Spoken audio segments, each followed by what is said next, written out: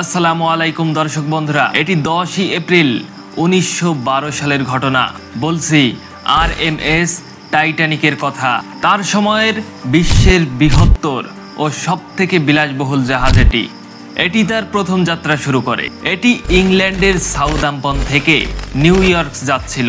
জাহাজে সব ধরনের মানুষ ছিল, বিখ্যাত শিল্পপতি এবং অভিনেতাদের পাশাপাশি অভিবাসীরাও ছিল, যারা উন্নত জীবিকার সন্ধানে আমেরিকা যাচ্ছিল। জাহাজটি পরিচালনা করছিলেন 62 বছর বয়সী senior captain Edward John Smith. যাত্রী, জনসাধারণ ও মিডিয়াতে এই জাহাজটি সম্পর্কে প্রচুর পরিমাণে উত্তেজনা ছিল। এটি কেবল বিশ্বের সর্ববৃহৎ জাহাজ ছিল না, প্রায় 269 মিটার দৈর্ঘ্য এবং উচ্চতা প্রায় 53 মিটারেরও বেশি। এই জাহাজের বিলাসিতা ছিল অসাধারণ। সেই সময়ে জাহাজটি তৈরি করতে 7.5 মিলিয়ন অর্থাৎ $7.5 মিলিয়ন খরচ করা হয়েছিল, যা যদি আজকের দিনে দাঁড়িয়ে আপনি মুদ্রাস্ফীতি বিবেচনা করেন তাহলে আজকের টাকায় $40 কোটি বেশি। জাহাজটির ভেতরে সাজসজ্জা এমন ছিল যে একটি 5 তারকা হোটেলকেও পেছনে ফেলে দিবে। কি ছিল না, রঙিন কাচের আয়না, অলংকৃত কাঠের প্যানেলিং, দুটি বিশাল আকারের সিঁড়ি, উত্তপ্ত সুইমিং পুল, একটি তুর্কি বাথ এবং একটি বৈদ্যুতিক বাথরুম ছিল। আরও ছিল একটি জিম, একটি স্কোয়াশ কোর্ট, 4টি রেস্তোরাঁ, 2টি নাপিতের দোকান ও একটি লাইব্রেরি ছিল। তাছাড়া টাইটানিক তৈরিতে যে ধরনের সুরক্ষা বৈশিষ্ট্য ব্যবহার করা হয়েছিল তাতে এ জাহাজটি কখনোই ডুববে না বলে মনে করা হতো। ধারণা করা হয়েছিল যে এটি এমন একটি জাহাজ যা কখনো ডুবতেই পারে না, এতই নিরাপদ। হোয়াইট স্টার লাইন ছিল সেই কোম্পানির নাম যারা এই জাহাজটি তৈরি করেছিল। এই কোম্পানির ভাইস প্রেসিডেন্ট এই বিষয়ে এতটাই আত্মবিশ্বাসী ছিলেন যে তিনি জনসাধারণের সামনে এসে বলেছিলেন যে এই জাহাজটি ডুবে যাবে না। কিন্তু তার প্রথম যাত্রা শুরু করার 2 দিন পরই 12 এপ্রিল 1912 তারিখে টাইটানিক তার প্রথম বরফের সতর্কতা পেতে শুরু করে। আমেরিকা পৌঁছানোর জন্য টাইটানিক যে আটলান্টিক মহাসমুদ্র পার হচ্ছিল তা বরফে ভরা ছিল, যেটা এই জাহাজের জন্য খুবই বিপজ্জনক ছিল। এই সতর্কতাগুলি কোনো অস্বাভাবিক বিষয় না।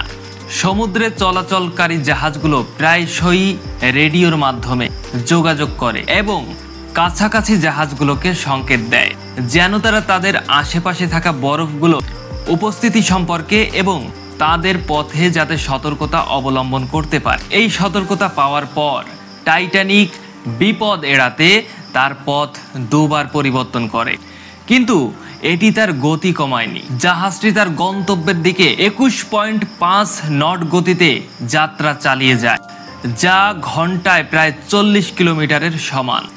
2 দিন পর 14 এপ্রিল 1912 আরও 7টি বরফের সতর্কতা জারি করা হয়, কিন্তু ক্যাপ্টেন স্মিথ ও তার ক্রুরা এই সতর্কগুলো উপেক্ষা করতে থাকে।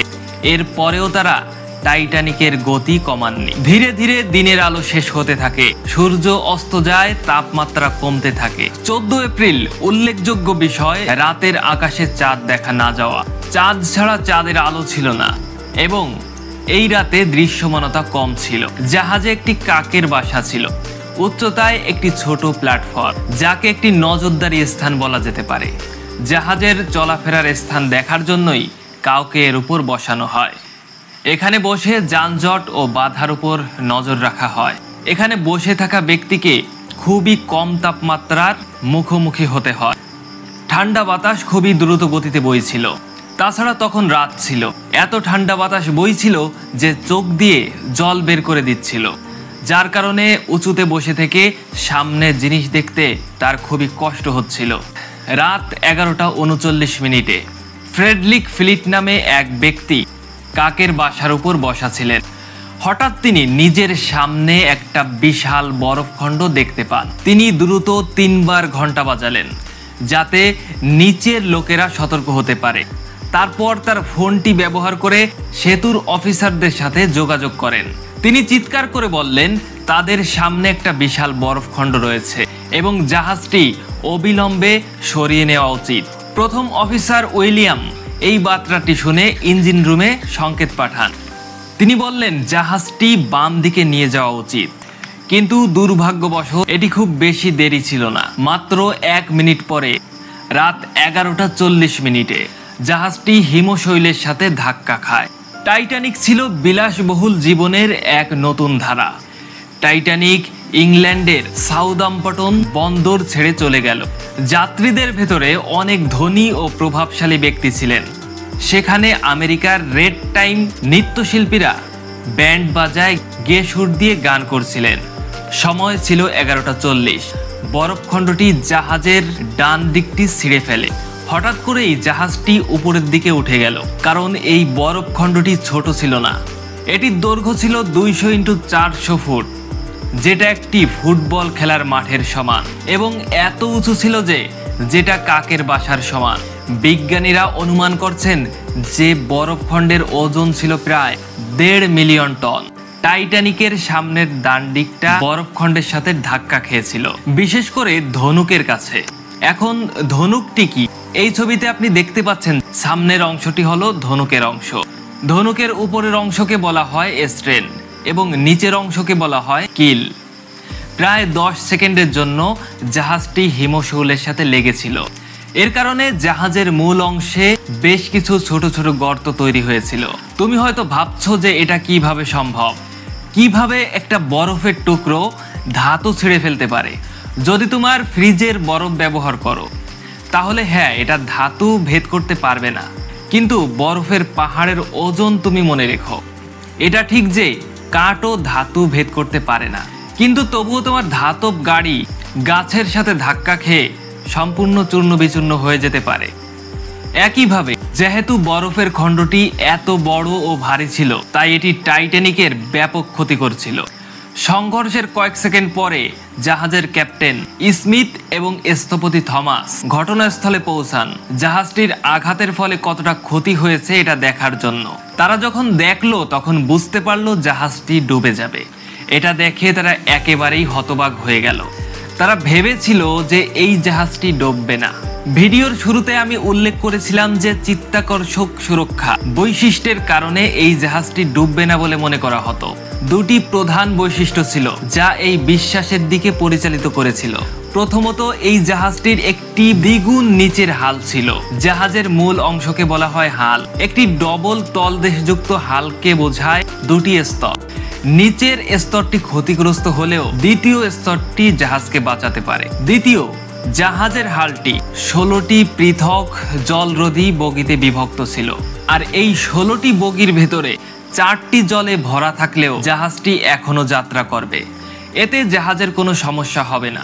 কিন্তু আইসবার্গের ফলে জাহাজে যে ক্ষতটি হয়েছিল সেটি ছিল জাহাজের পাশে, যার কারণে ডাবল তলদেশযুক্ত হালটি কোনো কাজে আসেনি। কিন্তু জাহাজের যে স্থানে ক্ষতিগ্রস্ত হয়েছে সেই স্থানের স্তর ছিল একক। দ্বিতীয়ত, ধাক্কা এতটাই প্রবল ছিল যে 16টি জলরোধী বগির ভেতরেও 6টা বগি ক্ষতিগ্রস্ত হয়ে গিয়েছিল। এর কারণে সবকটিতেই জল ভরে গিয়েছিল। 6টি বগি ডুবে যাওয়ার কারণে জাহাজটিকে ডুবে যাওয়ার হাত থেকে বাঁচানো সম্ভব হয়নি। ভাবুন তো, ডুবে না যাওয়া জাহাজটি ডুবে যাবে। সংঘর্ষের 20 মিনিট পর রাত 12টায় ক্যাপ্টেন স্মিথ তার ক্রুদের রেডিওতে একটি বিপদ সংকেত পাঠানোর নির্দেশ দেন। তারা ভেবেছিলেন যে কাছাকাছি থাকা জাহাজগুলো হয়তোবা সংকেতটি শনাক্ত করতে পারবে এবং তাদের বাঁচাতে আসবে। সিনিয়র রেডিও জ্যাক ফিলিপ আমাদের গল্পের নায়ক হয়ে উঠলেন। একের পর এক তিনি বিপদের সংকেত পাঠাতে লাগলেন। কোনো সাড়া পাওয়া গেল না। তিনি আরেকটি পাঠালেন এবং আরেকটি। অবশ্যই আশেপাশে কোনো জাহাজ আছে যেটা তাদের বিপদের ডাক ধরবে। 20 মিনিট পর রাত 12:20 টাইটানিকের কাছে RMS কারপাথিয়া নামে একটি জাহাজ উপস্থিত ছিল। এটি সংকেতটি শনাক্ত করছিল। তিনি রেডিওর মাধ্যমে টাইটানিকের অপারেটরের সাথে কথা বলছিলেন এবং তার জাহাজকে টাইটানিকের দিকে এগিয়ে যাওয়ার জন্য নির্দেশ দিয়েছিলেন এবং তিনি তাদের বাঁচাতে যান। এখানে সমস্যা ছিল যে কাছাকাছি থাকা সত্ত্বেও এই জাহাজটি 107 কিলোমিটার দূরে ছিল। যদি এটি সর্বোচ্চ গতিতে টাইটানিকের দিকে অগ্রসর হয় তবুও জাহাজটি টাইটানিকের কাছে পৌঁছাতে 3.5 ঘন্টা সময় লাগবে। প্রশ্ন হচ্ছে, টাইটানিক জাহাজটি কি 3.5 ঘন্টা স্থির থাকতে পারবে? বাকি ক্রু সদস্যরা আকাশে অগ্নিশিখা এবং রকেট ছুড়ছিলেন, এই আশায় যে কাছাকাছি থাকা কোনো জাহাজ তাদের লক্ষ্য করতে পারবে। কিন্তু দুর্ভাগ্যবশত কার্পাথিয়া জাহাজ ছাড়া অন্য কোনো জাহাজ থেকে কোনো সাড়া পাওয়া যায়নি। ইতিমধ্যে ক্যাপ্টেন স্মিথ জাহাজের লাইফ বোট ব্যবহার করে যাত্রীদের সরিয়ে নেওয়ার নির্দেশ দেন। প্রোটোকল অনুসারে লাইফ বোটে চড়ার জন্য নারী এবং শিশুদের অগ্রাধিকার দেওয়া হবে। তবে জাহাজের যাত্রীদের কথা বলতে গেলে তারা খুব একটা ভয় পেয়েছিলেন। বেশিরভাগ যাত্রী এটা মনে করেছিলেন যে টাইটানিক একটি অডুবা জাহাজ, যেটা কখনোই ডুববে না, তাই চিন্তার কোনো কারণ নেই। সর্বোপরি বিজ্ঞাপন দেওয়া কোম্পানি বারবারই এই একটাই দাবি করে আসছিল, হ্যাঁ, তারা হয়তো একটা বরফখণ্ডের সাথে ধাক্কা খেয়েছিল, কিন্তু জাহাজটি ডুবে যাবে না। এই কারণে ভেসে যাওয়া প্রথম লাইফ বোটে 65 জন লোক ধারণ ক্ষমতা ছিল, কিন্তু মাত্র 28 জন লোক গিয়েছিল। লাইফ বোটটি সমুদ্রে নামানোর সাথে সাথে অর্ধেক জায়গা খালিই থেকে গেল। সময়ের সাথে সাথে বগিগুলো একের পর এক পানিতে ডুবে যেতে লাগলো এবং জাহাজটি কাত হতে থাকে। ধীরে ধীরে যাত্রীরা বুঝতে পারে যে জাহাজটি সত্যি সত্যি ডুবে যেতে পারে। যখন এই উপলব্ধি হলো, তখন জাহাজের ভেতরে খুবই বিশৃঙ্খলা তৈরি হয় এবং লোকেরা আতঙ্কে এদিক ওদিক ছোটাছুটি করতে থাকে। রাত 1টা নাগাদ সামনের বগিগুলো পানিতে এত বেশি ভরে যায় যে জাহাজের ধনুকটি একেবারেই পানির নিচে চলে যায়।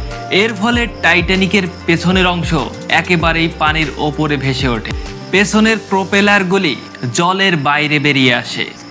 জাহাজটি এই মাত্রায় কাত হয়ে গেলে হট্টগোল শুরু হয়ে যায়। লাইফ বোটে ওঠার জন্য লোকেরা একে অপরের সাথে মারামারি হাতাহাতি করতে শুরু করে। সমস্যাটি হলো, জাহাজে লাইফ বোটের অভাব ছিল। মাত্র 20টি লাইফ বোট ছিল, যা প্রায় 1200 জনকে ধারণ করতে পারে, কিন্তু জাহাজে প্রায় 2200 জন ছিল। রাত 2:05 শেষ লাইফ বোটটি টাইটানিক থেকে সমুদ্রে নামানো হয়, কিন্তু 1500 জন লোক এখনো জাহাজে ছিল। এই বিশৃঙ্খলার মধ্যে কিছু লোক লাইফ বোটের ভেতরে তাদের জায়গা ছিনিয়ে নেওয়ার চেষ্টা করছিল, কিন্তু কিছু লোক তাদের ভাগ্য মেনে নিয়ে জাহাজেই থেকে গিয়েছিল। শেষটা ছিল বিশৃঙ্খল, সবাই কাঁদছিল আর প্রার্থনা করছিল। বাকি থাকা কিছু লাইফ বোটে ওঠার চেষ্টা করছিল।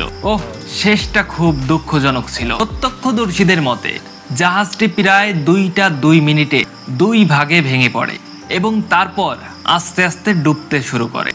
এত বড় টাইটানিক জাহাজে ডুবতে 3 ঘন্টাও সময় লাগেনি। জাহাজে থাকা 1500 জন লোক হয় জাহাজে থেকে মৃত্যুবরণ করে, অথবা যারা সাঁতার জানতো তারা হাইপোথার্মিয়ায় মারা যায়। পানির তাপমাত্রা ছিল -2 ডিগ্রি সেলসিয়াস। এই তাপমাত্রায় পানিতে পড়লে হাইপোথার্মিয়ার কারণে কয়েক মিনিটের ভেতরে মানুষ মারা যাবে। বলা হয় যে টাইটানিকের ক্যাপ্টেন এডওয়ার্ড স্মিথ শেষ পর্যন্ত চাকার পাশে ছিলেন এবং জাহাজের সাথেই ডুবে যান। কেউ কেউ এমনকি বিশ্বাস করেন যে তিনি আত্মহত্যা করে মারা গিয়েছিলেন। জাহাজ RMS কার্পাথিয়া টাইটানিককে যে জাহাজটি বাঁচাতে চেয়েছিল, সে ভোর 3:30 অথবা 4টার দিকে সেই স্থানে পৌঁছায় জাহাজের লোকজনকে বাঁচাতে, কিন্তু দুর্ভাগ্যক্রমে 1 ঘন্টা দেরি হয়ে গিয়েছিল। টাইটানিকের বিপর্যয়ের পরে অনেক প্রশ্ন ওঠে, অনেক বিতর্কের জন্ম হয়, তদন্ত পরিচালিত হয় এবং কিছু অজানা তথ্য সামনে বেরিয়ে আসে যা সবাইকে হতবাক করে দেয়। কেমন লাগবে যদি বলি যে সেই রাতে টাইটানিক থেকে মাত্র 37 কিলোমিটার দূরে আরেকটি জাহাজ ছিল, যা টাইটানিকের যাত্রীদের সময় মতো বাঁচাতে পারত। এটা সত্য যে জাহাজটি ছিল SS ক্যালিফোর্নিয়া। টাইটানিক হিমশৈলে আঘাত হানার 1 ঘন্টা আগে SS ক্যালিফোর্নিয়ান দ্বারা শেষ আইসবার্গ সতর্কতা জারি করা হয়েছিল। তারা সতর্ক করেছিল, সাবধান, এখানে সমুদ্রে প্রচুর পরিমাণে বরফখণ্ড রয়েছে। এরপর 11:15 মিনিটে ক্যালিফোর্নিয়ান জাহাজের রেডিও অপারেটর রেডিও বন্ধ করে দেন।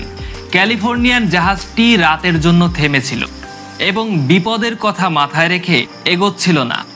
যেহেতু জাহাজটি রাতের জন্য থেমেছিল এবং রেডিও বন্ধ ছিল, তাই এটি বিপদ সংকেত পায়নি। জাহাজটি টাইটানিকের এত কাছে ছিল যে টাইটানিকের ডেকে থাকা যাত্রীরা দিগন্তে জাহাজটি দেখতে পাচ্ছিলেন।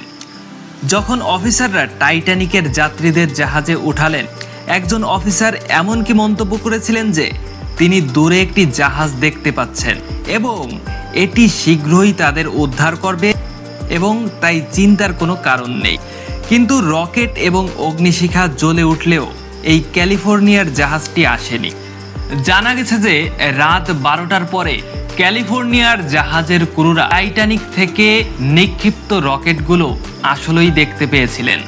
তারা তাদের ক্যাপ্টেন স্ট্যানলি লর্ডকে জানিয়েছিলেন, কিন্তু ক্যাপ্টেন জোর দিয়েছিলেন যে এটি কোনো বিপদের সংকেত নয়, বরং টাইটানিকের ধনী ব্যক্তিরা যারা পার্টি করছিলেন। ক্যালিফোর্নিয়ার জাহাজের ক্যাপ্টেন লর্ড যদি সেই রাতে রকেট ও অগ্নিশিখাকে গুরুত্ব দিতেন, তাহলে হয়তো টাইটানিকের এত লোককে বাঁচানো যেত। পরের দিন সকালে যখন তারা তাদের রেডিও চালু করে, তখন তারা টাইটানিক থেকে SOS কল পায়। তারা ঘটনাস্থানে পৌঁছেছিল, তবে তাদের পৌঁছাতে বেশ দেরি হয়ে গিয়েছিল। তারা সেখানে গিয়ে শুধু ভাসমান মৃতদেহ দেখতে পায়। এ বিষয়ে পরিচালিত দুটি তদন্তেই ক্যালিফোর্নিয়ার ক্যাপ্টেন লর্ডকে দোষারোপ করা হয়েছিল, কিন্তু এত বড় বিপর্যয়ের জন্য কোনো একজন ব্যক্তিকে দায়ী করা যায় না, অন্যরাও দায়ী ছিলেন। আমি যে লাইফ বোটের উদাহরণ উল্লেখ করেছি, সেখানে পর্যাপ্ত পরিমাণ লাইফ বোট ছিল না, কারণ জাহাজটি তৈরিকারী কোম্পানি ভেবেছিল জাহাজটি ডুববে না এবং এই লাইফ বোটগুলো অপ্রয়োজনীয়। তাছাড়া টাইটানিকের ক্যাপ্টেনও এমনকি নিরাপত্তা মহড়াও পরিচালনা করেন নাই। টাইটানিকের হিমশৈলের সাথে সংঘর্ষের দিন একটা নিরাপত্তা মহড়া চালানোর কথা ছিল, কিন্তু ক্যাপ্টেন তা বাতিল করে দেন, কারণ তিনি ভেবেছিলেন যে জাহাজটি অপ্রয়োজনীয় কারণে ডুবে যাওয়ার কোনো আশঙ্কা নেই। পরবর্তী ভুলটি ছিল স্টিয়ারিং হুইলে থাকা স্টিয়ারম্যান রিভার হিসেন্সের। সেই রাতে যখন একটি আইসবার অ্যালার্ম বাজানো হয়, তখন ডেকের অফিসার নির্দেশ দেন যে জাহাজটিকে বাম দিকে ঘুরিয়ে নেওয়া উচিত, কিন্তু আতঙ্কে রবার্ট হিচেন্স বার্তাটি ভুল বুঝেছিলেন এবং জাহাজটি তিনি ডান দিকে ঘুরিয়ে নেন। এটি ছিল সেই ভয়ঙ্কর দিক যেই দিকে অবস্থান করেছিল বরফের টুকরা। যখন সে ভুলটি বুঝতে পারল, তখন আসলে অনেক দেরি হয়ে গিয়েছিল। ব্রিটিশ তদন্তে আরও দেখা গেছে যে টাইটানিককে অনেক আইসবার্গ সতর্ক জারি করা হয়েছিল এবং সাবধানতার সাথে এগিয়ে যাওয়ার কথা বলা হয়েছিল, কিন্তু তা সত্ত্বেও জাহাজটি পূর্ণ গতিতে এগিয়ে যাচ্ছিল। প্রশ্ন হচ্ছে, কেন এমন হয়েছিল? ক্যাপ্টেন কেনই বা গতি কমাননি? এর পেছনে অনেক তত্ত্ব রয়েছে। একটি জনপ্রিয় তত্ত্ব অনুসারে হোয়াইট স্টার লাইনের চেয়ারম্যান এবং ব্যবস্থাপনা পরিচালক জোসেফ ব্রুস টাইটানিক প্রস্তুতকারী কোম্পানি ক্যাপ্টেন স্মিথকে প্রভাবিত করেছিলেন এবং তাকে জাহাজের গতি বজায় রাখার জন্য চাপ দিয়েছিলেন। কোম্পানির পক্ষ থেকে প্রচণ্ড চাপ ছিল যে জাহাজটিকে 6 দিনের মধ্যে তার প্রথম যাত্রা সম্পূর্ণ করতে হবে, যাতে একটি রেকর্ড ভাঙা যায়, যাতে তারা দেখাতে পারে যে টাইটানিক শুধুমাত্র সবথেকে বড় ব্যয়বহুল জাহাজই নয়, সবথেকে দ্রুততম জাহাজও ছিল। 14ই এপ্রিল ঠিক দুপুর 2টায় একটি নির্দিষ্ট ঘটনা ঘটে, যখন ক্যাপ্টেন স্মিথ বরফের সতর্কীকরণ দেখতে পান এবং জোসেফকে সেটা দেখান, যেটাই ছিল বরফের সতর্কতা, যেখানে বলা হয়েছিল যে তাদের জাহাজের গতি কমানো উচিত। কিন্তু জোসেফ সেই কাগজটি তার পকেটে ভরে রাখে, যাতে যাত্রী বা ক্রু সদস্যরা ব্যাপারটি জানতে না পারে। তিনি চাননি জাহাজের গতিটি কমে যায়। এই একটি দুর্যোগ বিশ্বব্যাপী এই শিল্পকে চিরতরে বদলে দিয়েছে। ভবিষ্যতে এই ধরনের দুর্যোগ এড়াতে অনেক নতুন নতুন নিয়ম এবং মান নির্ধারণ করা হয়েছে। 1914 সালে একটি আন্তর্জাতিক বরফ টহল ব্যবস্থাপনা করা হয়েছিল, যাতে সম্পূর্ণ জাহাজগুলিকে তাদের পথে থাকা বরফখণ্ড সম্পর্কে সতর্ক করা যায়। সমুদ্রে জীবনের নিরাপত্তার জন্য একটি চুক্তি আন্তর্জাতিক কনভেনশন সোলাস স্বাক্ষরিত হয়েছিল, যা নতুন জাহাজ সম্পর্কিত মান। উদাহরণস্বরূপ, একটি লাইফ বোট নিয়ন্ত্রণ প্রণয়ন করা হয়েছিল, যাতে বলা হয়েছিল যে জাহাজগুলিতে প্রতিটি যাত্রীর জন্য পর্যাপ্ত সংখ্যক লাইফ বোট থাকা উচিত। যখন টাইটানিক ডুবে যায় তখন সমুদ্রের তল থেকে ধ্বংসাবশেষ খুঁজে 70 বছরেরও বেশি সময় লেগেছিল। 1985 সালের সেপ্টেম্বর মাসে একজন আমেরিকান সমুদ্র অভিযাত্রী রবার্ট বেলা এবং একজন ফরাসি সমুদ্রবিজ্ঞানী সমুদ্রের নিচে টাইটানিক খুঁজে পেতে সক্ষম হয়। সমুদ্রের নিচে 3800 মিটার বা 3.8 কিলোমিটার দূরে এর ধ্বংসাবশেষ পাওয়া যায়। জাহাজের দুটো পৃথক টুকরো পাওয়া গেছে, যার একটা থেকে আরেকটার দূরত্ব 600 মিটার। আজ জাহাজ ডুবে যাওয়ার অনেক বছর পর পরিবেশ পানির নিচে থাকা জাহাজটিকে ক্ষত করতে শুরু করেছে। আসল জাহাজটি দেখতে এরকম ছিল এবং আজ এটিই বাকি আছে। জানা গেছে যে ব্যাকটেরিয়া এবং অন্যান্য জীব এর ধাতব কাঠামো খেয়ে ফেলেছে। আশা করা হচ্ছে যে 2030 সালের মধ্যে এই জাহাজটি পানির নিচে সম্পূর্ণরূপে ভেঙে যাবে। আজ এত বছর পরেও বহু বছর ধরে টাইটানিক সম্পর্কে মুগ্ধতা এখনো মানুষের মনে রয়ে গেছে। 2012 সালে একজন অস্ট্রেলিয়ান ধনকুবের ক্লাইভ পামার পরিকল্পনা করেছিলেন যে তিনি টাইটানিক 2 তৈরি করবেন, মূল টাইটানিকের একটি অনুলিপি। তিনি এমনকি এও ঘোষণা করেছিলেন যে জাহাজটি সেই একই পথেই চলবে। জাহাজের সমস্ত উপাদান মূল জাহাজের মতোই তৈরি করা হবে। মূলত প্রকল্পটি 2016 সালে সম্পূর্ণ হওয়ার কথা ছিল, কিন্তু বিলম্বের কারণে এটি 2025 সালেও সম্পূর্ণ হয়। বলা হয় যে এই প্রকল্পে মানুষের আগ্রহ নেই, কারণ যদি টাইটানিকের একটি হুবহু প্রতিরূপ তৈরি করা হতো, কারণ এতে টিভি বা ওয়াইফাই থাকতো না এবং কেউ এতে যেতে চাইতো না। এমনও হতে পারে যে ডুবে না যাওয়া টাইটানিক 2 যাত্রা শুরু করার আগেই ডুবে। যদি আপনি এই ভিডিওটি পছন্দ করে থাকেন তাহলে ভিডিওটিতে একটি লাইক করবেন, বন্ধুদের সাথে শেয়ার করবেন, আর এই চ্যানেলে নতুন এসে থাকলে চ্যানেলটিকে সাবস্ক্রাইব করে আমাদের পরিবারের সদস্য হয়ে যাবেন। তো বন্ধুরা, কথা হবে নতুন কোনো ভিডিও নিয়ে আপনাদের সাথে। ততক্ষণ পর্যন্ত সবাই ভালো থাকুন, সুস্থ থাকুন, পরিবারের খেয়াল রাখুন। আল্লাহ হাফেজ।